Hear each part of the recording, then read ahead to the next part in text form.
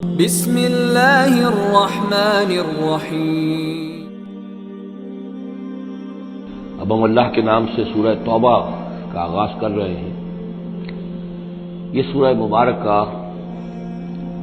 تجزیے کے اعتبار سے قرآن حکیم کی مشکل ترین سورت ہے۔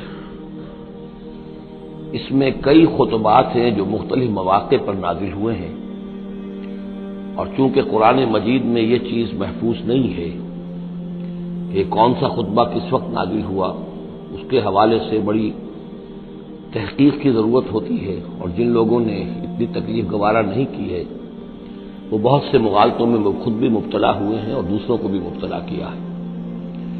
بہرحال پہلی بات تو یہ سمجھیے کہ یہ سورہ مبارکہ دو بڑے بڑے حصوں پر مشتمل ہے۔ پہلا حصہ پہلے 5 رکوعوں پر مشتمل ہے اور دوسرا حصہ 11 رکوعوں پر مشتمل ہے۔ فلسفہ دین اور فلسفہ رسالت کے اعتبار سے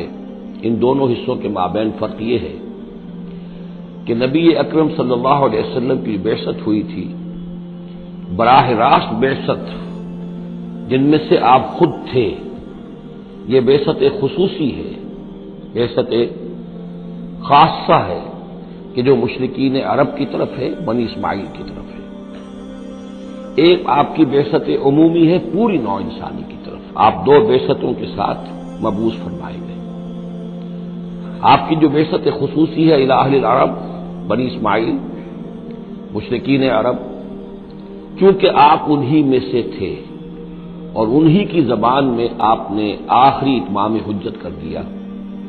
لہذا ان کے ضمن میں اللہ تعالیٰ کا جو قدیم قانون ہے رسولوں کے بارے میں کہ اگر کوئی قوم جس کی طرف رسول بھیجا جائے اور وہ اتمام حجت کر دے اور پھر بھی وہ قوم تسلیم نہ کرے تو اس قوم کو ہلاک کر دیا جاتا تھا، عذاب استیصال۔ تو اس قوم کے حق میں تو یہ آخری فیصلہ جو ہے اللہ تعالیٰ کا اسی قانون کے تحت نافذ ہوا۔ اس آخری فیصلے کا جو معاملہ ہے وہ ہے جو پہلے 5 رکوعوں میں آیا ہے۔ یہ حضور صلی اللہ علیہ وسلم کی بعثت خصوصی سے متعلق ہے اہل عرب کی طرف۔ البتہ چونکہ آپ کی بعثت عمومی ہے پوری نوع انسانی کے لیے، آپ نے جزیرہ نما عرب میں دین کو غالب کر دیا، قائم کر دیا۔ بعثت خصوصی کا تو گویا کہ آخری مقصد آخری درجے میں مکمل ہو گیا، لیکن یہ بعثت عمومی کے کام کا آپ نے آغاز فرمایا ہے صلح حدیبیہ کے بعد۔ آپ نے 7 ہجری تک کوئی مبلغ، کوئی داعی کہیں باہر نہیں بھیجا، جب تک کہ جزیرہ نما عرب میں اس حد تک کامیابی نہیں ہو گئی کہ قریش نے آپ کو تسلیم کر لیا اور آپ کے ساتھ صلح کی، تو وہ جس کو کہ اللہ تعالیٰ نے انا فتحنا لک فتحا مبینا قرار دیا ہے، اس وقت تک آپ نے اپنی پوری توجہ، آپ نے پورا وقت، آپ نے ساری صلاحیتیں، اپنی قوتیں مرکوز رکھی ہیں جزیرہ نما عرب کے اندر۔ البتہ جب اس حد تک کام پورا ہو گیا سن 7 میں، سن 6 میں صلح حدیبیہ ہوئی ہے، تو اس کے بعد آپ نے نامہ بر بھیجے، اپنے خطوط بھیجے، قیصر کے نام بھیجا، کسریٰ کے نام بھیجا، مقوقس کے نام بھیجا، نجاشی بھی اب جو اس وقت تھا، وہ نجاشی جو ایمان لائے تھے فوت ہو چکے تھے، ان کی تو غائبانہ نماز جنازہ بھی حضور نے پڑھائی تھی۔ اب جو نجاشی تھے وہ مسلمان نہیں تھے، ان کے پاس بھی خط گیا۔ ان خطوط کے نتیجے میں سلطنت روما سے ایک ٹکراؤ شروع ہو گیا، غزوہ موتا ہوا اور اس کے بعد غزوہ تبوک۔ یہ جو 2 غزوات ہیں ان کا تعلق حضور کی بعثت عمومی سے ہے کہ اب بیرون ملک عرب آپ کی دعوت کا اور آپ کی اقامت دین کی جد و جہد کا دائرہ وسیع ہو رہا ہے۔ تو 11 رکوع اس سورہ مبارکہ کے اس سے بحث کر رہے ہیں، وہ غزوہ تبوک کے گرد ہیں۔ ان میں سے 4 رکوع وہ ہیں کہ جو غزوہ تبوک کے لیے ذہنی تیاری کے لیے، اور اس کے بعد کچھ آیات وہ ہیں کہ جو تبوک جاتے ہوئے اور تبوک سے واپسی پر نازل ہوئی،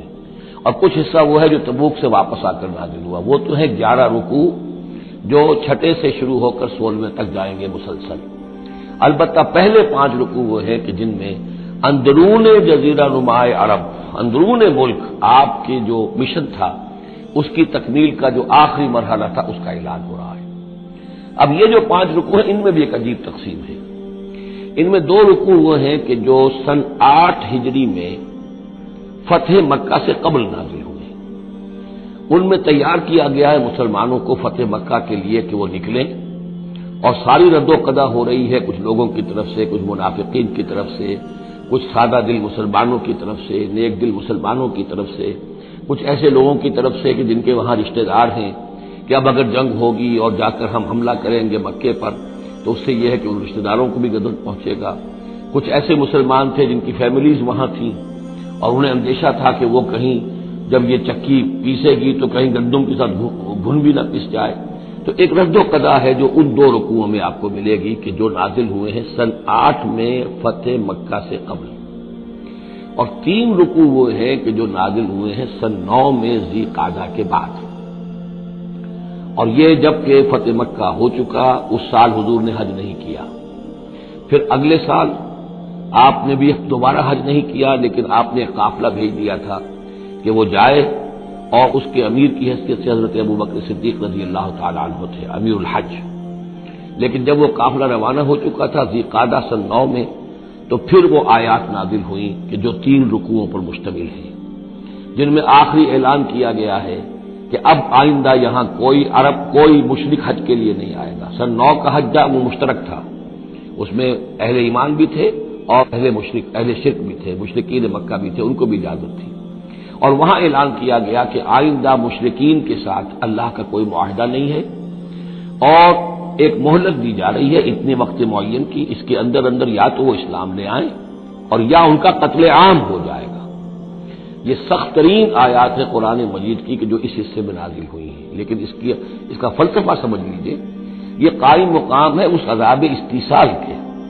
جو عذاب قوم نوح پر آیا، قوم ہود پر آیا، قوم صالح پر آیا، قوم شعیب پر آیا، سدوم اور عمورہ کی بستیوں پر آیا، آل فرعون پر آیا۔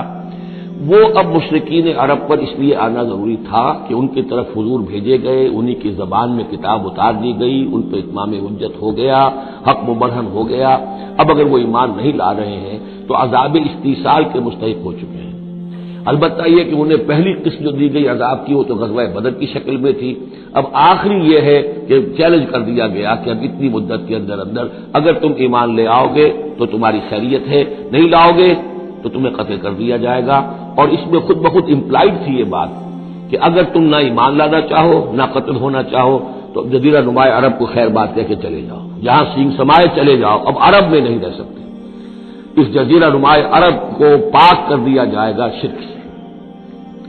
تو 2 رکوع وہ 3 یہ، اب اس میں ایک اور کمپلیکیشن ہے، یہ 2 رکوع پہلے اور 3 رکوع بعد میں، ترتیب زمانی تو یہ ہے، ان 3 رکوعوں کا ایک رکوع پہلے نکال کے لے آیا گیا ہے۔ جیسے میں نے کہا تھا کہ سورہ انفال میں ایک آیت جو تھی کہ جو بڑی اہم تھی اور جو بڑی یوں سمجھیے کہ ایک حساس مسئلے پر تھی کہ مال غنیمت کا کیا ہوگا، اس کو پہلے لے آئے، حالانکہ اس کا اصل حکم، اس کی اصل بحث جو ہے وہ سورت کے اندر چل رہی ہے، جا کے وصل میں آ رہی ہے۔ اسی طریقے سے قرآن کا اسلوب ہے کہ جو خاص بہت اہم شے تھی، اگرچہ وہ ان 3 رکوعوں سے متعلق ہے جو بعد میں نازل ہوئے ہیں، لیکن ان کو پہلے سب سے پہلے سورت میں رکھ دیا گیا ہے۔ تو گویا کہ پہلے 5 رکوع بھی 3 حصوں میں ہیں۔ پہلا رکوع جو 6 آیات پر مشتمل ہے، یہ وہ 6 آیات ہیں جن کو دے کر حضرت علی کو بھیجا حضور نے صلی اللہ علیہ وسلم، وہاں جا کر حج کے اعلان کرو، اعلان عام کر دو میری طرف سے کہ اب مشرکین کے ساتھ کوئی معاہدے نہیں۔ اس کے بعد وہ 2 رکوع ہیں جو 1 سال پہلے نازل ہوئے ہیں فتح مکہ سے قبل۔ پھر 2 رکوع وہی ہیں کہ جو ان 6 آیات کے تسلسل میں ہیں جو ذی قعدہ سن 9 ہجری میں نازل ہو رہے ہیں۔ تو یہ 3 حصوں میں پہلے 5 رکوع ہیں، لیکن ان 5 رکوع کا تعلق محمد الرسول اللہ صلی اللہ علیہ وسلم کی بعثت خصوصی کا جو تکمیلی مرحلہ ہے در حقیقت اس سے ہے۔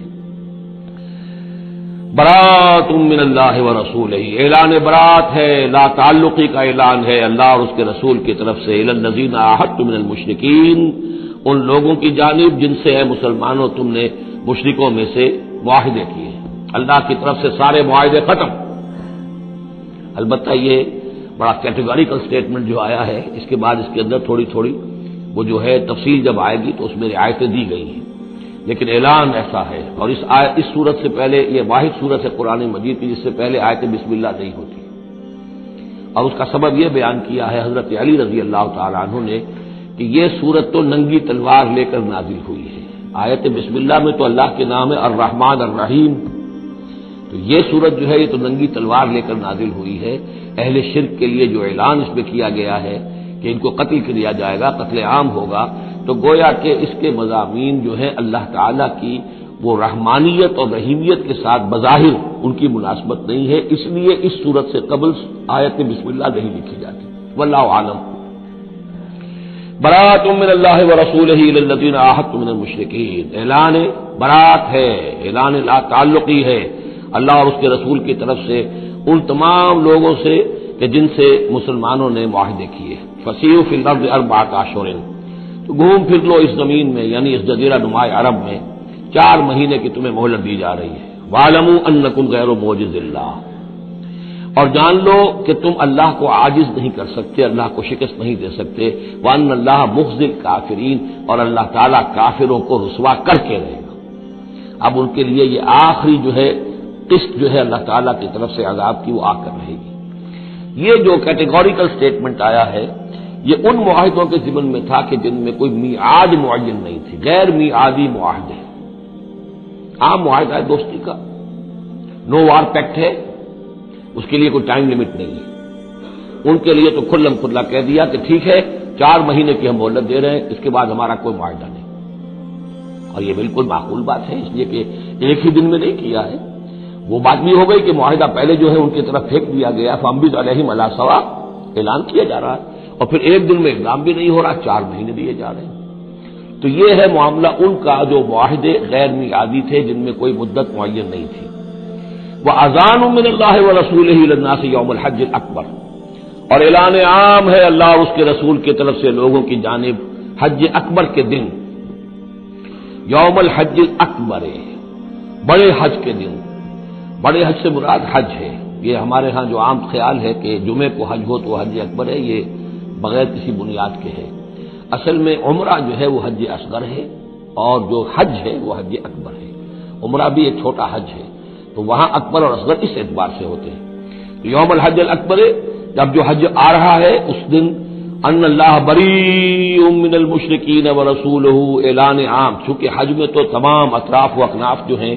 جزیرہ نما عرب کے وہاں سے لوگ آئے ہوئے ہیں، تو اعلان عام ہو جائے گا کہ اللہ تعالیٰ بری ہے، الگ ہے، اس کا کوئی معاہدہ مشرکین کے ساتھ نہیں ہے، نہ صرف اللہ بلکہ اس کے رسول بھی۔ وَإِن تُبْتُمْ فَهُوَ خَيْرٌ لَكُمْ،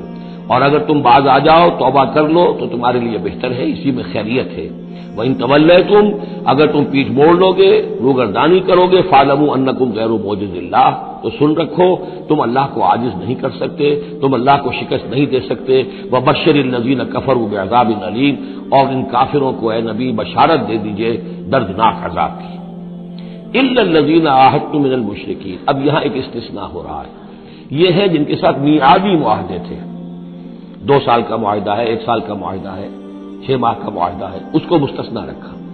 غیر میعادی معاہدہ تھا اس کی اعلان کر دیا اور 4 مہینے کی مہلت دے دی۔ جو میعادی تھا اس کو فرمایا الا الذین عاہدتم من المشرکین، ہاں اس کے سوا وہ لوگ ہوں گے کہ جن سے تم نے مسلمانوں مشرکین میں سے جن سے معاہدے کیے، ثم لم ينقصوکم شیئا، پھر انہوں نے کوئی کمی نہیں کی، کوئی شے جو ہے جو بھی شرائط تھی اس میں سے کسی میں کوئی کمی نہیں کی، وہ اپنے معاہدے کی شرائط کی پابندی کرتے رہے۔ وَلَمْ يُظَاهِرُوا عَلَيْكُمْ، اور نہ تم پر تمہارے دشمنوں کی کوئی مدد کی، احدن کسی کی بھی، فَأَتِمُّوا إِلَيْهِمْ عَهْدَهُمْ، تو ان کے لیے ان کی مدت مکمل کر دو، الی مدتہم، جو بھی مدت ہے، کسی کی 2 سال کی ہے، کسی کی 6 مہینے کی ہے، تو جو میعادی معاہدہ ہے اس کی بشرطے کہ ان کی طرف سے کوئی خلاف ورزی نہ ہوئی ہو تو ان کی مدت جو ہے وہ پوری کر دو۔ ان اللہ یحب المتقین، یقینا اللہ تعالیٰ تقوی والوں کو پسند کرتا ہے۔ فَإِذَا انسلخ الاشہر الحرم، جب یہ مہینے جو رعایت کے مہینے ہیں، پناہ کے مہینے ہیں، یعنی 2 شکلیں ہو گئی، جیسے عورت کی جو عدت ہوتی ہے، فرض کیجئے کہ طلاق دی گئی تو ایک عدت تو یہ ہے کہ 3 ماہ جو ہے یا 3 حیض آ گئے، لیکن اگر اگر حاملہ ہے تو وضع حمل تک وہ عدت رہے گی۔ اسی طریقے سے جن لوگوں کا کوئی میعاد مقرر نہیں تھی ان کے لیے 4 مہینے مقرر کر کے اور ان کے معاہدوں کا اعلان کر دیا۔ جن کی میعاد مقرر تھی کہا کہ جیسے ہی میعاد ختم ہوگی پھر معاہدہ نہیں ہوگا، اب یہ رینیو نہیں ہوگا، لیکن یہ کہ اس مدت کی تکمیل کر دی جائے گی۔ فَإِذَا انسلخ الاشہر الحرم، اور جب یہ محترم مہینے سمجھ لیجئے، اس لیے کہ اب یہ ان کے لیے جو امان کے مہینے ہیں جو تمہیں دے دیے گئے ہیں، جب یہ ختم ہو جائیں گے، فَاقْتُلُوا الْمُشْرِكِينَ حَيْثُ وَجَدتُّمُوهُمْ، تو قتل کرو ان مشرکوں کو جہاں پاؤ۔ یہ سخت ترین الفاظ ہے، वखुज़ूहुम, पकड़ो इनको, वहशुरूहुम, घेराव करो इनका, वक़उदू लहुम कुल्ल मरसद, और हर जगह घात लगाकर बैठो इनको पकड़ने के लिए। ये आखिरी है जो गोया कि उनकी रुसवाई। अब जाहिर बात है ये आयात पढ़कर सुनाई गई, मुशरिकीन मौजूद थे, इससे बड़ी रुसवाई और क्या होगी। किस अंदाज में अब उन्हें चैलेंज किया जा रहा है, ये रुसवाई। वल्लाहु मुख्ज़िल काफिरीन, अल्लाह इन काफिरों को रुसवा करके रहेगा। हजरत अली को भेजा गया इसलिए कि काफिला रवाना हो चुका था, फिर ये आयतें उतरी हैं 6। तो इन आयतों को देखकर हुजूर ने भेजा कि अली जाओ और मेरे नुमाइंदे की हैसियत से हज के इज्तिमा में तुम ऐलान करो। इसलिए कि अरब का रिवाज यह था कि किसी बड़ी शख्सियत की तरफ से इतना बड़ा ऐलान वो कोई उसका करीबी अजीज कर सकता था। तो वो काफिला हज जो है कहीं पड़ाव पर था, दरमियान में हजरत अली पहुंचे, अमीर थे हजरत अबू बकर रज़ी अल्लाह तआला अन्हु। तो जब हजरत अली वहां पहुंचे हैं तो पहला सवाल किया हजरत अबू बकर ने, अमीरुन और मामूरुन, आप अमीर बनाकर भेजे गए या मामूर? अगर तो मुझे माजूर करके आपको अमीर बनाकर भेजा है हुजूर ने तो आप यहां बैठिए, मैं इधर बैठूंगा, लेकिन it must be known who is who. और अगर आप मामूर हैं, मैं ही अमीर हूं, तो भी ठीक है, लेकिन मालूम होना चाहिए। ये नज्म का मामला है दीन के अंदर, जमाती जिंदगी। और मुसलमानों का हाल ये हो गया कि सबसे ज्यादा गैर मुनज़्ज़म कौम दुनिया में मुसलमानों की। यहां यह कि आते ही पहली बात यह हो रही है अमीरों और मामूर, बात तय हो जानी चाहिए। आप अमीर होकर आए हैं तो मैं चार्ज देता हूं आपको, और मामूर है तो मुझे मालूम होना चाहिए। उनका मामूर, मैं मामूर ही बना के भेजा गया हूं, अमीरुल हज आप ही हैं। अलबत्ता इन आयात का ऐलान मैं करूंगा हुजूर की तरफ से हज के इज्तिमा में, उसमें यह ऐलान हो रहा है। फइज़न सलखल अशहुरुल हुरुम फक़्तुलुल मुशरिकीन हैसु वजदतुमूहुम वख़ुज़ूहुम वहशुरूहुम वक़उदू लहुम कुल्ल मरसद फ़इन ताबू व अक़ामुस सलात व आतमुज़ ज़कात। फिर अगर वो तौबा करें, नमाज कायम करें, ज़कात अदा करें, फ़ख़ल्लू सबीलहुम, तो उनका रास्ता छोड़ दो, खोल दो, वो मुसलमान हो गए। इन्नल्लाह गफूरुर रहीम, यकीनन अल्लाह गफूर और रहीम है। व इन अहदुम मिनल मुशरिकीन इस्तजारका, और अगर मुशरिकीन में से कोई शख्स आपसे पनाह तलब करे, हत्ता यस्मा कलाम अल्लाह, इतना बड़ा हमें अल्टीमेटम दे दिया गया है। बहुत से लोग होंगे अभी तक उन्होंने तवज्जो की ही नहीं, सोचा ही नहीं मोहम्मद क्या कह रहे हैं, क्या दावत है। अब ये कि तमाम जजीरा नुमाए अरब के लोगों को इतना बड़ा अल्टीमेटम आ गया है, तो वो संजीदगी से सोचने पर मजबूर हुए कि ये क्या बात है, क्या दावत है जिसके लिए हमें ये अल्टीमेटम दे दिया गया। तो अगर उनमें से कोई आपसे अमन मांगे, अमान मांगे, पनाह तलब करे, ताकि वो आपके पास आकर अल्लाह का कलाम सुने, हत्ता यस्मा कलाम अल्लाह,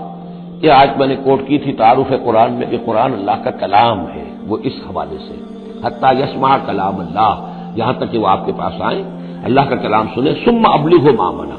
फिर उन्हें उनकी अमन की जगह पर पहुंचा दें। ये ना हो कि वही कह अब करो फैसला, इस्लाम कबूल करते हो नहीं करते, वरना तुम्हारी गर्दन उड़ाते। नहीं,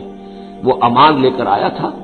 कलाम अल्लाह सुनना चाहता था। अब फैसला वो जो भी करे, लेकिन उसको जाकर अपने घर उसके अमन की जगह तक पहुंचा दो। सुम्मा अब्लिगु मामना ज़ालिका बिअन्नहुम कौमुन ला यअलमून, और ये इसलिए कि ये लोग हैं जो इल्म नहीं रखते, इन्हें पता ही नहीं है, ये अभी तक गाफिल ही रहे, इन्होंने संजीदगी से सोचा ही नहीं है कि ये दावत क्या है। ये 6 आयात जो है इनका सिलसिला अब जुड़ेगा चौथे रुकू के साथ जाकर। अब जो दूसरा रुकू और तीसरा रुकू आ रहे हैं, ये है कि जो सन 8 हिजरी में फतेह मक्का से कबल नाजिल हुए, और इसमें मुसलमानों को आमादा किया जा रहा है कुरैश के खिलाफ जंग करने के लिए। अगरचे जंग बिलफेल नहीं हुई, लेकिन क्या मालूम था, मुमकिन है खून-ए-ज़ी हो जाए, मुमकिन है मक्के की गलियां जो है वो खून की नदियां जो है उसमें बहने लगे। सारे अंदेशे थे, वो तो जो हो गया वो तो बाद में मालूम हुआ कि क्या हुआ है, लेकिन बहरहाल उसमें जो रिलेक्टेंस थी, कुछ लोगों में बरबिनाए मुनाफिकत, कुछ लोगों में बरबिनाए शराफत और एक सादा लौही, कुछ लोगों में इस वजह से कि उनके अज़्ज़ा और अक़रबा वहां थे और उन्हें अंदेशा यह था कि कहीं वो गेहूं के साथ वो घुन भी न पिस जाए। कैफ़ यकूनु लिल मुशरिकीन अहदुन इंदल्लाहि व इंद रसूलिही, असल में यूं ज़हन में रखिए कि जो सुलह हुदैबिया हुई थी उसको खुद कुरैश के हलीफ कबीले ने तोड़ दिया, और अब हुजूर सल्लल्लाहु अलैहि वसल्लम से आज सीरत में आपने पढ़ा ही होगा कि अबू सुफियान जो सरदार है मक्के के, वो आए हैं चल कर ये दरखास्त लेकर कि हुजूर उस सुलह की तजदीद कर दीजिए। हुजूर ने तजदीद नहीं की, सिफारिशें भी करवाई उन्होंने जो भी करवा सकते थे, हजरत अली से कोशिश की, अपनी बेटी हजरत उम्मे हबीबा रज़ी अल्लाह तआला अन्हा वो हुजूर की ज़ौजा मोहतरमा थी, وہاں گئے، انہوں نے بھی کوئی حوصلہ نہ دیا، بلکہ وہاں تو واقعی اور ہو گیا کہ وہ گئے اپنی بیٹی کے ہاں، حضور کا بستر بچھا ہوا تھا، بیٹھنے لگے تو ام حبیبہ رضی اللہ تعالی عنہا نے فرمایا کہ ابا جان ذرا ٹھہریے۔ وہ چھٹک کر کھڑے رہ گئے تو بستر طے کر دیا، اب بیٹھ جائیے۔ اب یہ سردار قریش، انہوں نے کہا کہ یہ بستر میرے لائق نہیں تھا یا میں اس بستر کے لائق نہیں تھا۔ حضرت ام حبیبہ فرماتی ابا جان آپ اس بستر کے لائق نہیں ہیں، یہ نبی کا بستر ہے اور آپ ناپاک ہیں، آپ مشرک ہیں، اب کیا کہیں، ان سے سفارش کرو گے؟ معلوم ہوا کہ وہ ساری گئے تو تھے اس لیے کہ بیٹی سے سفارش کروا دیں گے تو شاید زبان میں نہ کھل سکی ہو، اور اس وقت ہو سکتا ہے کہ بہت سے لوگوں نے یہ چیمے گوئیاں کی ہو کہ دیکھیے اچھی بات نہیں ہے، صلح اچھی بات ہوتی ہے، اب یہ قریش کا سردار آیا ہے، گڑ گڑا رہا ہے، سفارشیں کروا رہا ہے تو صلح کر لینی چاہیے، کیوں صلح نہیں کر رہے حضور؟ اس کو پس منظر میں رکھیے، تب یہ آیتیں آپ کی سمجھ میں آئیں گی۔ کیف یکون للمشرکین عہد عند اللہ، کیسے ہو سکتا ہے مشرکین کے لیے کوئی عہد اللہ کے نزدیک، وعند رسولہ اور اس کے رسول کے نزدیک، الا الذین عاہدتم من المسجد الحرام، سوائے ان کے کہ جن کے ساتھ تم نے معاہدہ کیا تھا مسجد حرام کے پاس، صلح حدیبیہ، فما استقاموا لکم فاستقیموا لہم، تو جب تک وہ اس پر قائم رہے، سیدھے رہے تمہارے لیے، تم بھی قائم رہو، سیدھے رہو، ان اللہ یحب المتقین، لیکن اللہ تعالیٰ متقیوں کو پسند کرتا ہے۔ یعنی جب تک انہوں نے نہیں توڑا تھا معاہدہ، ہم نے بھی پیروی کی، ہم نے اس کی پوری پابندی کی، لیکن یہ کہ اب جب کہ ان کی طرف سے یہ توڑا جا چکا ہے تو اب کوئی دباؤ نہیں ہے، کوئی اخلاقی اصول نہیں ہے کہ لازماً معاہدے کی تجدید کی جائے، اب صورتحال کو دیکھنا ہے۔ حضور کو پورا اندازہ ہو چکا تھا کہ اب ان مشرکین میں اتنا دم نہیں ہے کہ وہ مقابلہ کر سکے، تو معاہدے کا مطلب کیا ہوتا کہ کفر اور شرک کو ایک فریش لیز آف ایگزسٹنس دے دیا جائے، 10 سال کے لیے اگر معاہدہ کرے، 10 سال کے لیے کفر جو ہے ڈنکا بجائے گا حرم کے اندر اور مکے کے اندر، تو حضور کو پورا اندازہ تھا، اس لیے آپ نے تجدید نہیں کی۔ کیف وإن یظہروا علیکم، کیسے، جبکہ اگر وہ تم پر کہیں قابو پا لیں، غالب آ جائیں، لا یرقبوا منکم الا ولا ذمہ، تو ہرگز لحاظ نہیں کریں گے نہ تمہاری قرابت کا نہ عہد کا۔ ان کے ہاں تو نہ قرابت کے کوئی معنی ہے نہ معاہدے کے کوئی معنی ہے، معاہدہ جب بھی چاہا توڑ دیا، قرابت داری کے خلاف کیا۔ یرضونکم بافواہہم، اب وہ جو آئے ہیں صلح کی تجدید کرنے کے لیے اور چاپلوسی کر رہے ہیں، وہ چاہتے ہیں کہ تمہیں راضی کر لیں اپنے منہ سے، وتابى قلوبہم، اب بھی ان کے دل انکاری ہیں، دل اب بھی نہیں مان رہے، واکثرہم فاسقون، اور ان کی اکثریت فاسقین پر مشتمل ہے۔ اشتروا بآیات اللہ ثمنا قلیلا، یہ وہی لوگ ہیں جنہوں نے اللہ کی آیات کو فروخت کیا ہے حقیر سی قیمت کے عوض، اپنی چودراہٹیں، اپنی سیادتیں، حق کو پہچاننے کے باوجود محمد رسول اللہ 13 برس تک ان کے ہاں 12 برس تک دعوت دیتے رہے، انہوں نے قرآن مجید کو رد کیا، فصدوا عن سبیلہ، لوگوں کو روکتے رہے، خود بھی رکے رہے اللہ کے راستے سے، انہم ساء ما كانوا يعملون، بہت ہی بڑا ہے ان کا عمل جو رہا ہے۔ لا يرقبون فی مومن الا ولا ذمہ، دوبارہ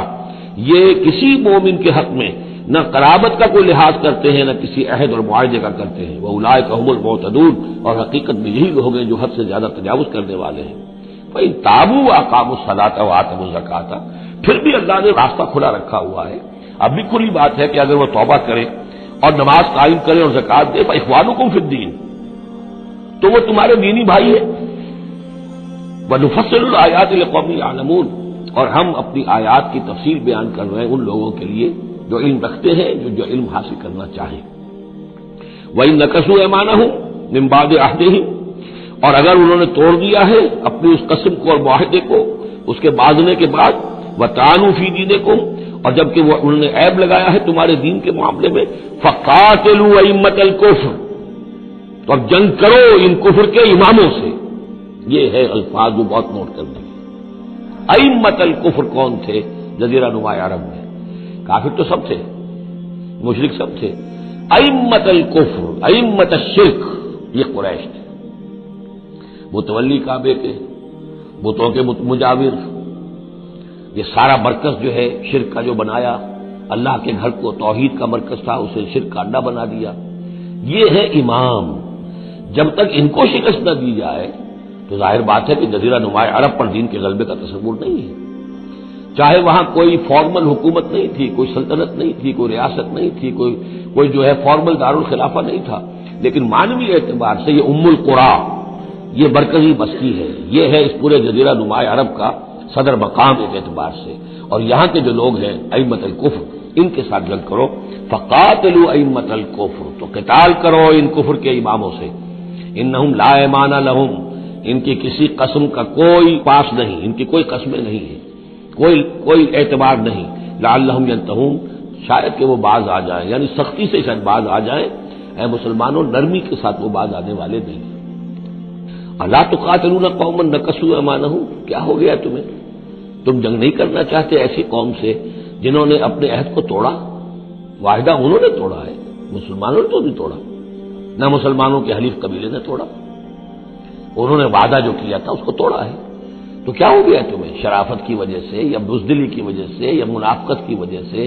یا اور کسی سبب سے تم ان سے جنگ نہیں کرنا چاہتے؟ الا تقاتلون، کیا تم قتال نہیں کرنا چاہتے قومن، اس قوم سے نکثوا ایمانہم، جنہوں نے اپنی قسمیں توڑی، وہموا باخراج الرسول، یہی تو ہے کہ جنہوں نے رسول کو مکے سے نکلنے پر مجبور کیا، وہم بدؤکم اول مرہ، اور انہوں نے ہی آغاز کیا تھا۔ ظاہر بات ہے کہ کتنا مسلمانوں کو ستایا تھا مکے میں، مسلمانوں میں سے بعضوں کو شہید کیا تھا مکے میں، کتنوں کو تکلیفیں دی تھی، ٹارچر کیا تھا، پرسیکیوٹ کیا تھا، انہوں نے کیا پہلی مرتبہ۔ اتخشونہم، اب دیکھیے یہ ہے وہ سرچنگ کوسچن، اے مسلمانوں کیا ان سے ڈر رہے ہو؟ یہ کوئی بزدلی ہے جو تم پر طاری ہو گئی ہے؟ قریش کے خلاف اقدام سے گھبرا رہے ہو؟ اتخشونہم فاللہ احق ان تخشوہ ان کنتم مؤمنین، تو اگر تم مومن ہو تو اللہ زیادہ حقدار ہے کہ تم اس سے ڈرو۔ اب یہ اس کا حکم ہے، تمہیں اقدام آخری کرنا ہے۔ قاتلوہم، کرو جنگ ان سے، یعذبہم اللہ بایدیکم، اللہ تعالی عذاب دے گا انہیں تمہارے ہاتھوں، ویخزہم، اور ان کو رسوا کرے گا، وینصرکم علیہم، اور تمہاری مدد کرے گا ان کے خلاف، ویشف صدور قوم مومنین، اور اہل ایمان کے سینوں کی جلن کو دور کر دے گا، ٹھنڈک عطا فرمائے گا۔ یعنی اب بھی مکے میں ایسے لوگ تھے کہ جن پر ٹارچر ہو رہا تھا، وہ جو ضعیف تھے، جو نہیں کر سکتے تھے، سفر نہیں کر سکتے تھے، یا خواتین تھیں تو ان کے اوپر جو بھی ظلم ہو رہے تھے، تو جب ان لوگوں کی اب درگت بنے گی تو ان کے بھی دلوں کو کچھ ٹھنڈک ملے گی، اور ان کو بھی کچھ نہ کچھ ان کے احساسات جو ہیں اس کے اندر کچھ سکون ہوگا۔ وَيُذْهِبْ غَيْظَ قُلُوبِهِمْ، ان کے دلوں میں جو غصہ بھرا ہوا، غم بھرا ہوا، اللہ تعالیٰ اسے نکالے گا۔ وَيَتُوبُ اللَّهُ عَلَىٰ مَن يَشَاءُ، اور اللہ تعالیٰ توبہ نصیب کر دے گا جس کو چاہے گا توبہ کی توفیق دے دے گا۔ وَاللَّهُ عَلِيمٌ حَكِيمٌ، اور اللہ تعالیٰ علیم اور حکیم ہے۔ اب تیسری مرتبہ وہ آیت آ گئی ہے قرآن میں، ام حسبتم ان تترکوا، ام حسبتم ان تدخلوا الجنة ولما يأتكم مثل الذين خلوا من قبلكم مستهم البأساء والضراء وزلزلوا حتى يقول الرسول والذين معه متى نصر الله ألا إن نصر الله قريب۔ اسی طرح پھر یہ آیت ہے 214 سورہ بقرہ کی، 142 سورہ آل عمران کی، ام حسبتم ان تدخلوا الجنة، اب یہ تیسری مرتبہ ام حسبتم ان تترکوا، اور یہ آیت نمبر 16 ہے، 1 اور 6 کو بھی جمع کریں گے تو 7 بنے گا۔ ام حسبتم ان تترکوا، تم چھوڑ دیے جاؤ گے، ولما یعلم اللہ الذین جاہدوا منکم، ابھی تو اللہ نے دیکھا ہی نہیں کون ہے تم میں سے حقیقت میں جہاد کرنے والے۔ دوسری قوموں کے خلاف جہاد کرنا اور تھا، اب اپنی قوم کے خلاف جہاد کرنے کے لیے جانا، ظاہر بات ہے کہ اس کے اندر ایک اور اضافی امتحان ہے جو اللہ تمہارا لے لینا چاہتا ہے۔ وَلَمْ يَتَّخِذُوا مِن دُونِ اللَّهِ وَلَا رَسُولِهِ وَلَا الْمُؤْمِنِينَ وَلِيًّا، اور دیکھ لینا چاہتا ہے اللہ کہ کون ہے وہ لوگ کہ جو اللہ کے سوا اور اس کے رسول کے سوا اور اہل ایمان کے سوا کسی کے ساتھ دلی تعلق، دلی محبت اور دلی رازداری کا کوئی تعلق نہیں رکھتے۔ یہ رشتے جب تک کٹیں گے نہیں ایمان کی تلوار سے، اس وقت تک تمہارا خلوص جو ہے اللہ کے ساتھ اور دین کے ساتھ وہ کیسے ثابت ہوگا؟ واللہ خبیر بما تعملون، اور جو کچھ تم کر رہے ہو اللہ اس سے باخبر ہے۔ ما کان للمشرکین ان یعمروا مساجد اللہ، ان مشرکوں کا تو یہ حق نہیں ہے کہ وہ آباد کریں اللہ کے گھروں کو، یہ مسجد ہے، اللہ کا گھر ہے، یہ بیت اللہ ہے، یہ مشرکین اس کے متولی بنے بیٹھے ہیں، ان کا کوئی حق نہیں ہے، یہ توحید کا مرکز ہے بیت اللہ۔ ما کان للمشرکین، نہیں ان کا یہ حق، ان یعمروا مساجد اللہ، یہ متولی بنے بیٹھے ہوئے ہیں اس کے، شاہدین علی انفسہم بالکفر، اپنے اوپر کفر کی گواہی دیتے ہوئے، یعنی اعلانیہ کافر ہیں، مشرک ہیں، اور پھر اس بیت اللہ کے متولی بنے ہوئے۔ اولئک حبطت اعمالہم، ان کے سارے اعمال حبط ہو گئے، یعنی حاجیوں کی خدمت کر دی، پانی پلا دیا، یہ کر دیا، وہ کر دیا، ان کی کوئی حیثیت اللہ کی نگاہ میں نہیں ہے۔ ان کے جو شرک ہے اور کفر ہے اس نے ان کے تمام اعمال حبط کر دیے۔ وفی النار ہم خالدون، اور آگ ہی میں وہ رہیں گے ہمیشہ ہمیشہ۔ انما یعمر مساجد اللہ من آمن باللہ والیوم الآخر، مسجدیں اللہ کی مسجدوں کو آباد کرنا تو ان کا حق ہے جو ایمان لائے اللہ پر اور یوم آخر پر، واقام الصلاۃ کا نماز قائم کریں، وآت الزکوٰۃ اور زکوٰۃ ادا کریں، ولم یخش الا اللہ، اور نہ ڈرے کسی سے سوائے اللہ کے۔ فعسى اولئک ان یکونوا من المہتدین، تو ایسے لوگ ہیں کہ جو جن کے بارے میں توقع ہے کہ وہ راہ یاب ہوں گے اور منزل مراد تک پہنچ جائیں گے۔ اجعلتم سقایۃ الحاج و عمارت المسجد الحرام کمن آمن باللہ والیوم الآخر، کیا تم نے حاجیوں کو پانی پلانا اور مسجد حرام کو آباد رکھنا اس کو برابر کر دیا ہے اس کے کہ جو شخص ایمان لایا اللہ پر اور یوم آخر پر، وجاہد فی سبیل اللہ، اللہ کی راہ میں جہاد کرے؟ یہ مشرکین مکہ، مشرکین قریش جو کیا کرتے ہیں، ان کا یہی کریڈٹ ان کا کیا ہے کہ بیت اللہ کو آباد رکھا ہوا ہے، حاجی آ رہے ہیں تو ان کی خدمت کر رہے ہیں، انہیں دودھ پانی پلا رہے ہیں، تو بس یہی تو کیا یہ چیزیں برابر ہو گئی ان کے کہ جو ایمان لائے اللہ پر اور یوم آخر پر اور جنہوں نے جہاد کیا اللہ کی راہ میں؟ لا یستوون عند اللہ، یہ دونوں برابر نہیں اللہ کے نزدیک۔ واللہ لا یہدی القوم الظالمین، اور اللہ ایسے ظالموں کو ہدایت نہیں دیتا۔ الذین آمنوا وہاجروا وجاہدوا فی سبیل اللہ باموالہم وانفسہم،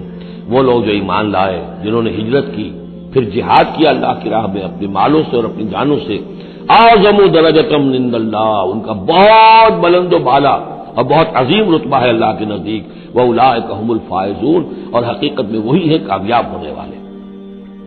يُبَشِّرُهُمْ رَبُّهُم بِرَحْمَةٍ مِّنْهُ وَرِضْوَانٍ، انہیں بشارت دیتا ہے ان کا رب اپنی رحمت، خاص اپنے خزانہ فضل سے رحمت کی، ورضوان اور رضامندی کی، وجنات لہم فیہا نعیم مقیم، اور ان باغات کی کہ جن کے اندر بہت ہمیشہ رہنے والی نعمتیں ہوں گی، خالدین فیہا ابدا، جن میں وہ رہیں گے ہمیشہ ہمیش۔ ان اللہ عندہ اجر عظیم، یقیناً اللہ تعالیٰ ہی کے پاس بہت بڑا اجر ہے۔ یا ایھا الذین آمنوا لا تتخذوا آباءکم واخوانکم، اب چونکہ کچھ مسلمانوں کو جیسا کہ میں نے عرض کیا یہ ہوگا کہ آخر وہ ہمارے باپ ہیں، وہاں پہ بھائی ہیں، اب یہ جنگ ہوگی، چلیے ابھی تک امید تھی کہ وہ لوگ شاید ایمان لے آئیں تو ہمارے ساتھ ہو جائیں، ابھی تک وہ ایمان نہیں لائے ہیں، اب اگر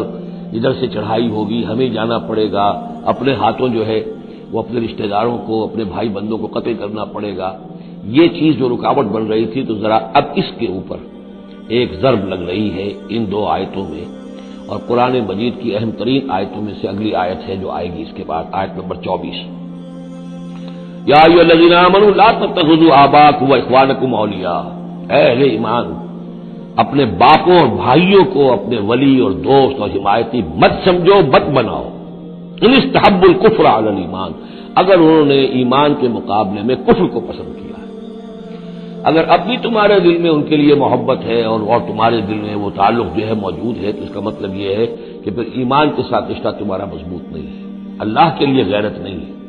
دین کے لیے، توحید کے لیے غیرت نہیں ہے۔ یا ایھا الذین آمنوا لا تتخذوا آباءکم واخوانکم اولیاء ان استحبوا الکفر علی الایمان ومن یتولہم منکم،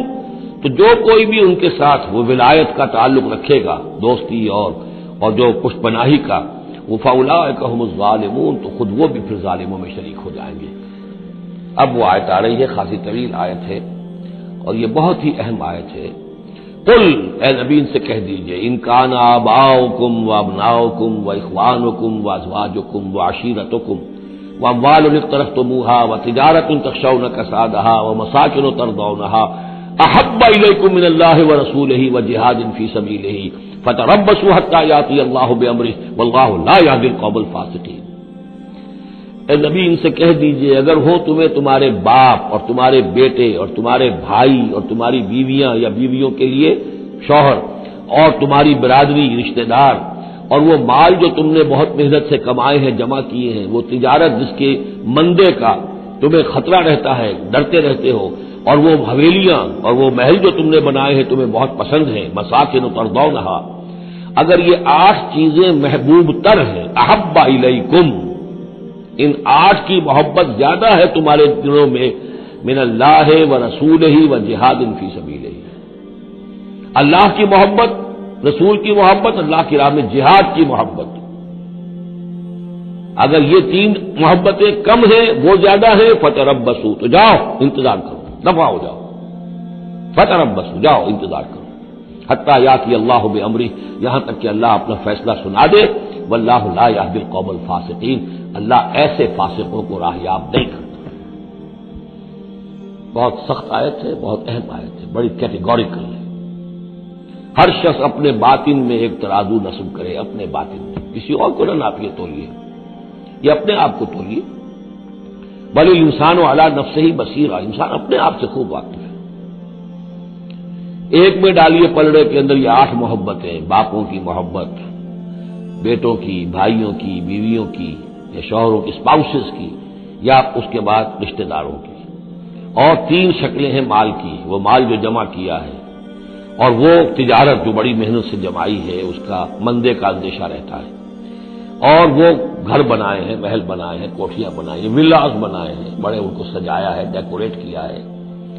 اگر ان 8 چیزوں کی محبت تمہارے دل میں زیادہ ہے، اللہ کی محبت، اس کے رسول کی محبت، اللہ کی راہ میں جہاد کی محبت سے،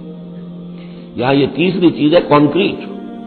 پہلی 2 تو آپ کہہ سکتے ہیں میرے دل میں بڑی محبت ہے، آپ کو کیا پتا، ٹھیک ہے بھائی، ہو سکتا ہے ٹنوں محبت ہو اللہ کی آپ کے دل میں، اور رسول کا بھی عشق ہو سکتا ہے کہ ٹنوں ہو آپ کے دل میں،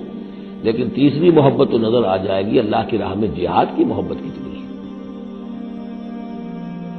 اگر یہ 3 محبتیں ہلکی ہیں، وہ پڑنا بھاری ہے، فتربصوا حتی یاتی اللہ بامرہ، تو جاؤ انتظار کرو یہاں تک کہ اللہ اپنا فیصلہ سنا دے، اور اللہ ایسے فاسقوں کو، ایسے ناہنجاروں کو، ایسے سرکشوں کو اللہ تعالی ہدایت نہیں دیتا۔ یہ سیلف اسسمنٹ سکیم ہے، ہر شخص خود اپنا جائزہ لے، کہاں کھڑا ہے، اس کی allocation of time, allocation of energies, اپنی صلاحیتیں کہاں لگا رہا ہے، کہاں کھپا رہا ہے، کس کام میں لگا رہا ہے۔ اسی کو پھر علامہ اقبال نے ایک شعر میں جمع کر دیا ہے، یہ مال و دولت دنیا، یہ رشتہ و پیوند، بتان وہم و گما، لا الہ الا اللہ۔ مال و دولت دنیا کی 3 شکلیں، دولت جیسے بھی ہو، ایسٹس ہو، بینک بیلنس ہو، سٹاکس ہو، جو بھی ہو، یہ مال و دولت دنیا۔ نمبر 2 جائیداد ہے، نمبر 3 بزنس ہے یا کیریئر ہے، پروفیشن ہے، اور رشتہ و پیوند جو سب سے قریبی ہو سکتے ہیں، باپ، بیٹا، بھائی اور اسپاؤس، اور جو بھی اور رشتہ دار ہیں۔ یہ مال و دولت دنیا، یہ رشتہ و پیوند، بتان وہم و گما، یہ صرف بت ہیں، ہمارے اپنے وہم کے، توہم کے، ان کی کوئی حقیقت نہیں۔ بتان وہم و گما، لا الہ الا اللہ۔ اگر لا الہ الا اللہ کی شمشیر سے ان بتوں کو آپ توڑ نہیں دیں گے، اور جب تک ٹھیک ہے، حق ہے ان کا، بیوی کا حق ہے، اولاد کا حق ہے، ان لنفسک علیہ کا حق، لیکن وہ تابع رہے، ان 3 چیزوں کے تابع رہے، تب تک ٹھیک ہے۔ اور اگر ان 3 چیزوں سے وہ اوپر چلا گیا، کوئی بھی ایک بھی، بس وہ توحید ختم ہے، اب وہ شرک ہے۔ لقد نصرکم اللہ فی مواطن کثیرۃ ویوم حنین، اور اے مسلمانوں تمہاری اللہ نے مدد کی بہت سے مواقع پر، اور خاص طور پر یوم حنین۔ اب ظاہر بات ہے کہ یہ حصہ وہ ہے جو نازل ہو رہا ہے، جو کہ جب ہم کون سے رکوع میں پہنچ گئے، 4تھے رکوع میں پہنچ گئے، تو 4تھا اور 5واں پھر وہ ہے جو ذی قعدہ سن 9 میں نازل ہو رہا ہے۔ تیسرا رکوع جہاں ختم ہوا، وہ 2 رکوع ختم ہو گئے کہ جو قریش پر حملے کے ضمن میں اور مکے کی طرف اقدام کے ضمن میں جو رد و قضا ہو رہی تھی، اور وہ فتح مکہ سے پہلے نازل ہوئے، سن 8 ہجری میں، رمضان سے قبل۔ اب یہ پھر وہی سلسلہ جڑ گیا جو 6 آیتیں ہم پہلے پڑھائے ہیں، ذی قعدہ سن 9 ہجری میں جو نازل ہوئی، اسی کے ساتھ۔ اب ظاہر بات ہے کہ اس وقت جو ہے غزوہ حنین بھی ہو چکا تھا۔ لقد نصرکم اللہ فی مواطن کثیرۃ، اللہ نے تمہاری مدد کی ہے مسلمانوں بہت سے مواقع پر، ویوم حنین، حنین کے دن بھی کی، اذ اعجبتکم کثرتکم، جبکہ تمہیں اپنی کثرت پر ناز ہو گیا تھا۔ اب یہ بھی یہ نہ سمجھیے کہ سب مسلمانوں کو ہو گیا تھا۔ حضور جب فتح مکہ کے وقت آئے ہیں مکے میں، تو 10,000 مسلمان آپ کے ساتھ تھے۔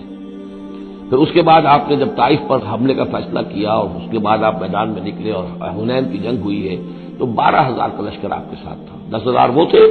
اور 2,000 یا تو وہ لوگ تھے جو فتح مکہ کے بعد ایمان لائے، 9 مسلم سمجھ لیجئے اسی وقت جو ایمان لائے، اور یا ابھی وہ مشرک ہی تھے،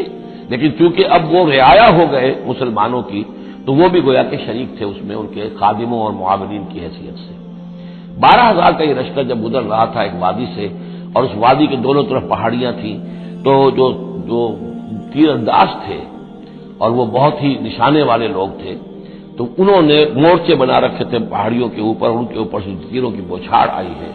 تو یہ نشیب میں ہے، وادی میں ہے، اوپر سے بیراج آ رہا ہے، اس کے نتیجے میں بھگدڑ مچ گئی۔ بعض روایات میں تو آتا ہے کہ حضور کے ساتھ صرف 30-40 آدمی رہ گئے، علامہ شبلی نے یہی لکھا ہے 30-40 آدمی رہ گئے، لیکن سید سلیمان ندوی نے پھر اپنے استاد سے اختلاف کرتے ہوئے اسی میں سیرت النبی میں نوٹ دیا کہ نہیں، 300-400 آدمی رہ گئے تھے، لیکن 300-400 آدمی بھی رہ جائیں 12,000 میں سے تو بھگدڑ بہت بڑی تھی۔ اس وقت پھر حضور خود اپنی سواری سے اترے ہیں، علم اپنے ہاتھ میں لیا ہے، رجز آپ نے پڑھا ہے، انا النبی لا کذب انا ابن عبد المطلب، میں نبی ہوں، اس میں کوئی شک نہیں، چاہے یہ 12,000 میرا ساتھ دے تب بھی نبی ہوں، کوئی ساتھ نہ دے تب بھی نبی ہوں، اور میں عبد المطلب کا بیٹا یعنی پوتا میدان میں موجود ہوں۔ اس پر پھر یہ کہ آپ نے لوگوں سے کہا کہ پکارو الیہ یا عباد اللہ، الیہ یا اصحاب الشجرہ، الیہ یا اصحاب البدر، کہاں جا رہے ہو اے بدریوں، کہاں جا رہے ہو؟ صلح حدیبیہ کے وقت جنہوں نے مجھ سے بیعت کی تھی موت کی، بیعت رضوان، کہاں جا رہے ہو؟ پھر لوگ پلٹے ہیں، پھر فتح ہو گئی۔ اذ اعجبتکم کثرتکم، جبکہ تمہیں اپنی کثرت پر ناز ہو گیا تھا، فلم تغن عنکم شیئا، تو وہ کثرت تمہیں کچھ نہ بچا سکی، کچھ کام نہ آ سکی تمہارے، وضاقت علیکم الارض بما رحبت، اور تم پر زمین اپنی پوری فراخی کے باوجود تنگ آ گئی، تنگ پڑ گئی، تنگ ہو گئی، ثم ولیتم مدبرین، اور پھر تم پیچھے پیٹ موڑ کر بھاگے،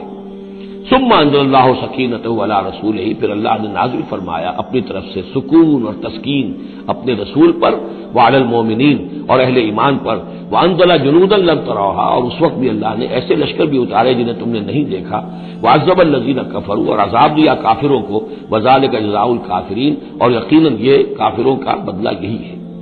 ثم یتوب اللہ من بعد ذلک علی من یشاء، پھر اس کے بعد بھی اللہ تعالیٰ توبہ نصیب فرما دے گا اپنے بندوں میں سے جس کو چاہے گا، اللہ غفور اور رحیم ہے۔ یا ایھا الذین آمنوا انما المشرکون نجس فلا یقربوا المسجد الحرام بعد عامهم ھذا، اہل ایمان یہ مشرک ناپاک ہیں، پلید ہیں،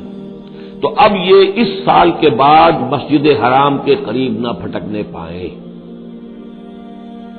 سن 9 کا حج جو ہے کھلا تھا مشرکین کے لیے بھی اور اہل ایمان بھی گئے، حضرت ابوبکر کی زیر امارت قافلہ حج مدینے سے گیا، حضور نہیں گئے،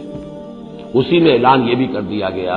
اب آئندہ سال سے کوئی مشرک قریب نہیں آ سکے گا، نہ بیت اللہ کے، بیت الحرام کے، نہ حج کے لیے آ سکے گا۔ لا یقربوا المسجد الحرام بعد عامهم ھذا، اس سال کے بعد اب وہ قریب نہ پھٹکے مسجد حرام کے۔ وَإِنْ خِفْتُمْ عَيْلَةً،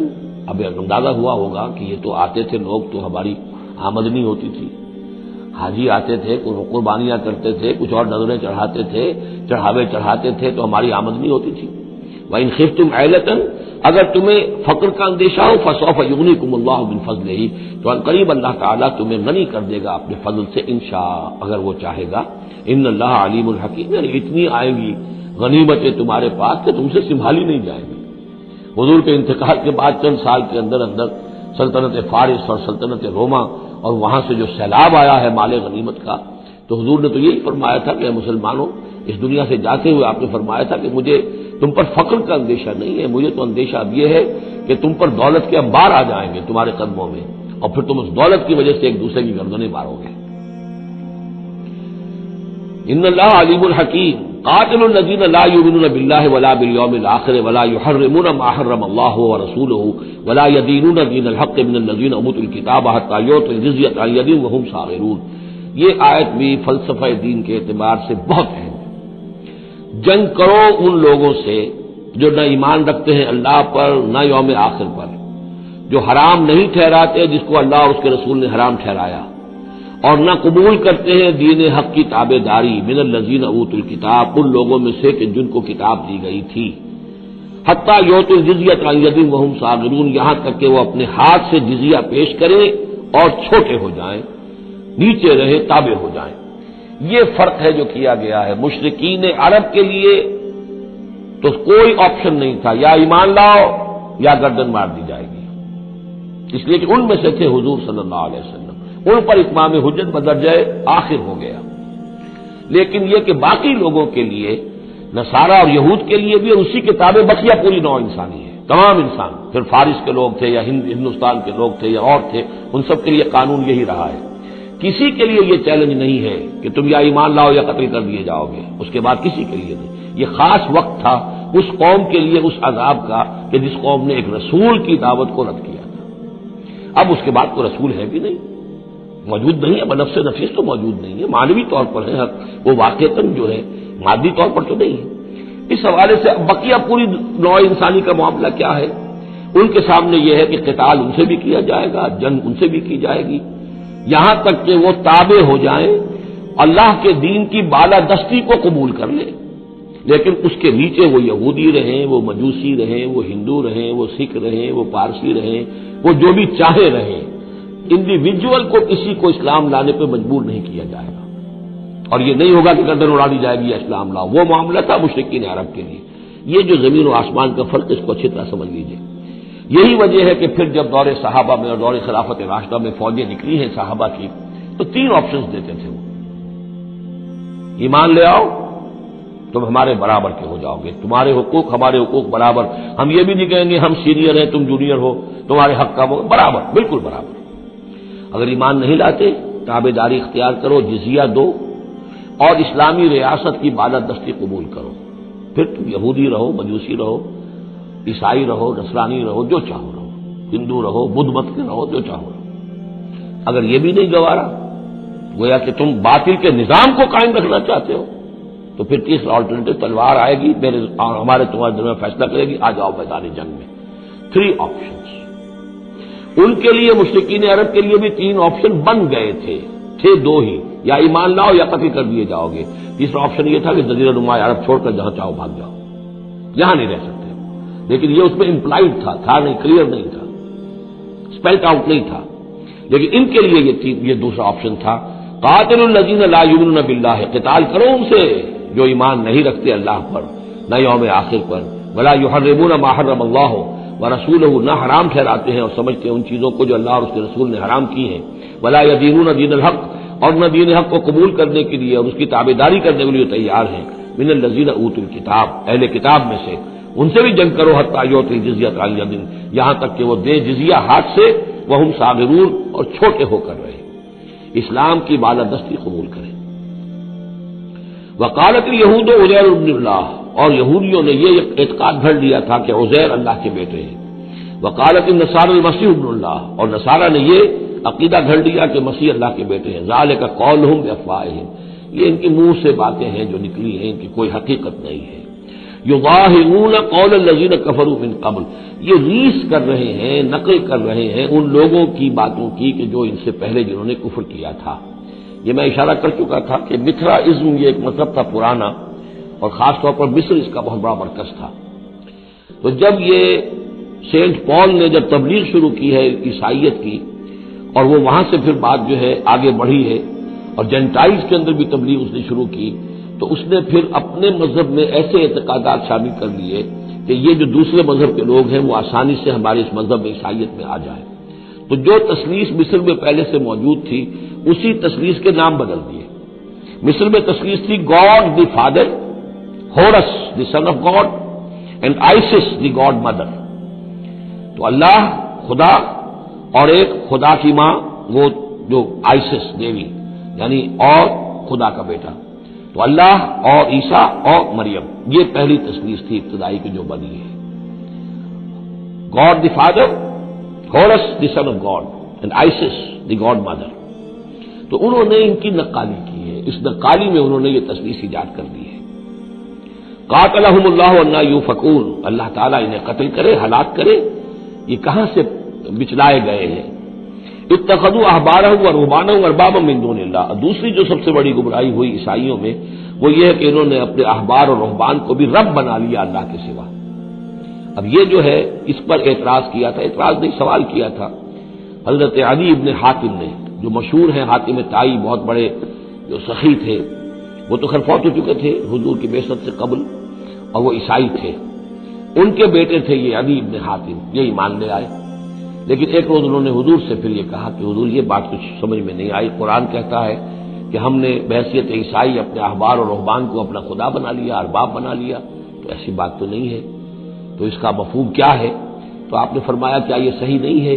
کہ جس شے کو وہ حلال کہہ دے تم حلال مان لیتے ہو، جس شے کو وہ حرام کہہ دے تم حرام مان لیتے ہو؟ کہ جی یہ تو ہے، تو یہی تو خدا بنا مان لینا ہے۔ یعنی قانون سازی کا حق اللہ کو حاصل ہے، یہاں پوپ صاحب کو پورا اختیار ہے، جو چاہے فیصلہ کر دے۔ تو 2000 سال تک تو حضرت مسیح کو صلیب دینے کا الزام یہودیوں پر رہا، اب آ کر اچانک انہوں نے ایک ڈیکری، ایک فرمان کے ذریعے سے بری کر دیا، تاریخ کو بدل دیں، حرام کو حلال کر دیں، حلال کو حرام کر دیں۔ یہی ہمارے ہاں بھی ایک پوپ ہوتے ہیں، یہ جو ہمارے اسماعیلی ہیں، ان کا جو امام حاضر ہے وہ معصوم ہے، اور وہ جس چیز کو چاہے حلال کر دے، جس چیز کو چاہے حرام کر دے۔ انہوں نے بھی شریعت ثابت کی ہوئی ہے، اسماعیلیوں پر شریعت نہیں ہے۔ ایک اسماعیلی وہ ہے جو ہنزا وغیرہ میں رہتے ہیں، ان کے ہاں شریعت ہے، یہ پرانے اسماعیلی ہیں جو باہر سے آ کر یہاں پر آباد ہوئے تھے۔ ایک یہ گجرات کے علاقے میں آ کر جب اسماعیلیوں نے اپنی تبلیغ کی ہے تو انہوں نے وہی کیا جو سینٹ پال نے کیا تھا، شریعت ثابت کر دی۔ اور جو ہندوؤں کا عقیدہ تھا اس کے اندر 9 اوتار تھے، 9 اوتار آ چکے ہیں دنیا میں اللہ کے، ان کا کہ حضرت علی 10ویں اوتار ہیں، 10م اوتار، وہ 10م اوتار ان کے عقیدے میں شامل ہو گیا، اور جو ان کا امام حاضر ہے اسے پورا اختیار حاصل ہے، شریعت کی جس چیز کو چاہے منسوخ کر دے، جو چیز چاہے حرام قرار دے دے، جو چیز چاہے حلال قرار دے دے۔ یہ ہے دین۔ تو اتخذوا احبارهم ورهبانهم، تو یہ تو گویا کہ خدائی بنا لیا، یہ اختیار تو خدائی ہے۔ اربابا من دون اللہ، انہوں نے اللہ کے سوا ان کو بھی رب بنا لیا ہے۔ والمسیح ابن مریم، اور مسیح ابن مریم کو تو پوچھتے ہیں۔ وما امروا الا ليعبدوا الها واحدا، انہیں نہیں حکم دیا گیا تھا مگر اس بات کا کہ وہ پوجے صرف ایک الہ کو، لا الہ الا ہوا، نہیں ہے کوئی معبود اس کے سوا، سبحانہ عما یشرکون، وہ پاک ہے اس سے کہ جو شرک یہ کر رہے ہیں۔ یریدون ان یطفئوا نور اللہ بافواہہم، یہ چاہتے ہیں کہ اللہ کے نور کو بجھا دیں اپنے منہ کی پھونکوں سے۔ وَيَأْبَى اللَّهُ إِلَّا أَن يُتِمَّ نُورَهُ وَلَوْ كَرِهَ الْكَافِرُونَ، اور اللہ کو ہرگز منظور نہیں ہے مگر یہ کہ وہ اپنے نور کا اتمام فرما کر رہے، چاہے یہ کافروں کو کتنا ہی ناگوار ہو۔ هُوَ الَّذِي أَرْسَلَ رَسُولَهُ بِالْهُدَىٰ وَدِينِ الْحَقِّ لِيُظْهِرَهُ عَلَى الدِّينِ كُلِّهِ، وہی تو ہے جس نے بھیجا ہے اپنے رسول کو صلی اللہ علیہ وسلم الہدا اور دین حق دے کر، تاکہ غالب کرے اسے کل کے کل دین پر، کل نظام زندگی پر، وَلَوْ كَرِهَ الْمُشْرِكُونَ، خواہ یہ مشرکوں کو کتنا ہی ناگوار ہو۔ کیونکہ یہاں آ کر حضور کے مشن کے آخری درجے میں تکمیل ہو رہی ہے، تو یہاں کلیئرلی اب اس کو انیشیٹ کر دیا گیا۔ وہ جو میں نے عرض کیا تھا کہ ایک ہے رسالت کا بنیادی مقصد، تبشیر ہے، انذار ہے، تذکیر ہے، دعوت ہے، تبلیغ ہے، وما نرسل المرسلین الا مبشرین ومنذرین، وہ بنیادی مقصد بھی حضور کی بعثت کا ہے۔ لیکن حضور کا ایک امتیازی مقصد ہے، تکمیل رسالت کا جو مظہر ہے وہ ہے کہ دین کو غالب کرنا بالفعل۔ یہ جوڑا جو 2 آیتوں کا ہے یہ بالکل اسی ترتیب کے ساتھ یہ جوڑا سورہ صف میں بھی آیا ہے۔ دوسری آیت تو جو کہ تو ہے، شوشے کا فرق نہیں، هو الذی ارسل رسولہ بالہدی ودین الحق لیظہرہ علی الدین کلہ ولو کرہ المشرکون۔ اس پر تو 24 صفحے کا میرا ایک مقالہ ہے جو لکھا ہوا ہے، جو میری کتاب ہے نبی اکرم صلی اللہ علیہ وسلم کا مقصد بعثت، صرف اس ایک آیت پر 24 صفحے کا مقالہ ہے۔ اور میں مطمئن ہوں، اللہ کا شکر ہے کہ اس آیت کا حق اللہ تعالیٰ نے میرے ذریعے سے پورا کروا دیا ہے۔ اس میں کسی اعتبار سے، اس لیے کہ لوگ اس میں سے اپنے لیے راستے نکالتے ہیں، چور دروازے، یہ تو جی اللہ غالب کرنے والا ہے، کوئی انسان غالب کرنے والے تھوڑا ہی ہے، اور یہ ہے اور وہ ہے، اس لیے کہ جو آدمی کام چور ہے چاہتا ہے کسی طریقے سے کوئی راہ فرار ہو، بھاگنے کا کوئی راستہ مل جائے، لیکن آپ اگر اس کو پڑھیں گے تو معلوم ہوگا کوئی راستہ فرار کا نہیں ہے۔ ہر جو بھی ممکن ہو سکتی ہے نحوی اعتبار سے جو امکان ہو سب کو میں نے لے کر اور ثابت کر دیا ہے کہ اس میں کہیں فرار کا راستہ نہیں۔ البتہ پہلی آیت میں تھوڑا سا فرق ہے، وہ آیت جو ہے وہاں ہے یریدون لیطفئوا، یہاں ہے ان یطفئوا، بس اتنا فرق ہے۔ بافواہہم، یریدون لیطفئوا نور اللہ بافواہہم، یریدون ان یطفئوا نور اللہ بافواہہم، وہاں ہے واللہ متم نورہ ولو کرہ الکافرون، یہاں ہے ویابی اللہ الا ان یتم نورہ ولو کرہ الکافرون۔ یہ تو چاہتے ہیں کہ اپنے منہ کی پھونکوں سے، تو جس کو کہ پھر مولانا ظفر علی خان نے خوب اس کی تعبیر کی ہے، نور خدا ہے کفر کی حرکت پہ خندہ زن، پھونکوں سے یہ چراغ بجھایا نہ جائے گا۔ تو یہ جو چاہتے ہیں کہ اپنی منہ کی پھونکوں سے، اور اس میں ایک طرح کا طنز ہے، یہودی چونکہ سامنے آ کر مقابلہ نہیں کر رہے تھے تو یہ ایسے تھا کہ منہ کی پھونکوں سے بجھانا چاہ رہے ہیں، صرف سازشیں ہیں ان کی، اور جو بھی یہ کر رہے ہیں کبھی سامنے آ کر انہوں نے جنگ نہیں کی۔ یریدون ان یطفئوا نور اللہ بافواہہم ویأبی اللہ الا ان یتم نورہ ولو کرہ الکافرون هو الذی ارسل رسولہ بالہدی ودین الحق لیظہرہ علی الدین کلہ ولو کرہ المشرکون یا ایھا الذین آمنوا ان کثیرا من الاحبار والرہبان لیأکلون اموال الناس بالباطل ویصدون عن سبیل اللہ والذین یکنزون الذهب والفضة ولا ينفقونها فی سبیل اللہ فبشرهم بعذاب علیم۔ یہ آیت بھی بہت اہم ہے، اس لیے کہ جو مسلمان امتوں کے اندر علماء اور احبار اور صوفیاء، یا آپ ایک لفظ استعمال کریں مذہبی پیشوا، جو بھی ایک طبقہ بن جاتا ہے، اگر ان میں دنیا کی محبت اور مال کی محبت آ جائے، ایک عام کاروباری آدمی ہے، دنیا کا کاروبار کرتا ہے، اب ظاہر بات ہے حلال ذریعے سے کما رہا ہے، اچھا کھائے اچھا پہنے، ٹھیک ہے، کوئی جائیداد بھی بناتا ہے، کوئی حرام کام نہیں ہے، اس کی اولاد کو منتقل ہو جائے گی، لیکن یہ کہ جو شخص دین کی خدمت میں لگا ہوا ہے، اب اسے فرض کیجئے کوئی ہدیہ دے رہا ہے، کوئی اس کو اگر فرض کیجئے تحفہ دے رہا ہے یا کسی ذریعے سے، تو دین کے لیے دے رہا ہے۔ اگر یہ لوگ بھی اپنے پاس دولت جمع کریں،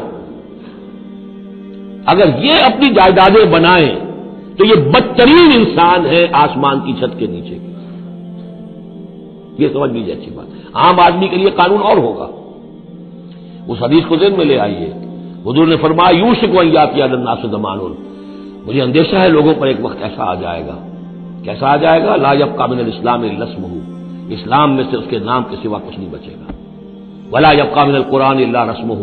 قرآن میں سے اس کے رسم الخط کے سوا کچھ نہیں بچے گا، مساجدہم عامرۃ، ان کی مسجدیں آباد بہت ہوں گی، شاندار ہوں گی، وہی خراب من الہدی، ہدایت سے خالی ہوں گی، وعلماؤہم شر الناس تحت عظیم السماء، اور ان کے علماء آسمان کی چھت کے نیچے کے بدترین انسان ہوں گے، من عندہم تخرج الفتنۃ وفیہم تعود، انہی میں سے فتنہ برآمد ہوگا، انہی میں گھس جائے گا۔ تو یا ایھا الذین آمنوا، اہل ایمان، ان کثیرا من الاحبار والرہبان، یقیناً بہت سے علماء اور درویش،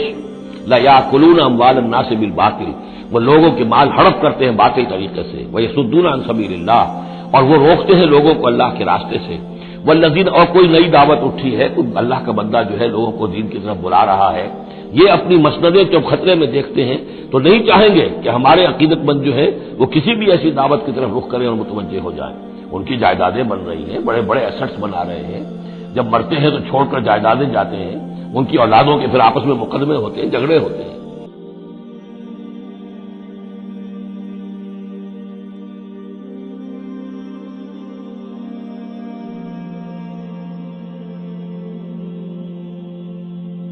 حي على الفلاح